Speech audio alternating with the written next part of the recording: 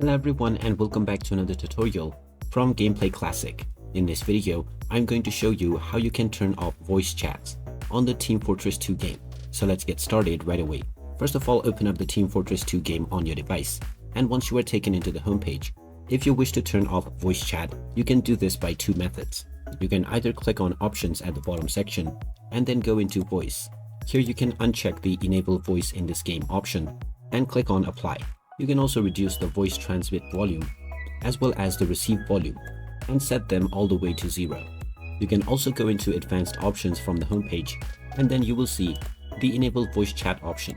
You can uncheck this once again and click on OK to disable the voice chat feature. And if you wish to turn it back on once again in the future, you can go back to either one of these options and simply check or uncheck the box. And there you have it. That is how easy it is to disable voice chat on the Team Fortress 2 game. If you find this video helpful, don't forget to hit that like button and subscribe to our channel for more useful tips and tutorials. Thanks for watching, and I will see you again in the next one.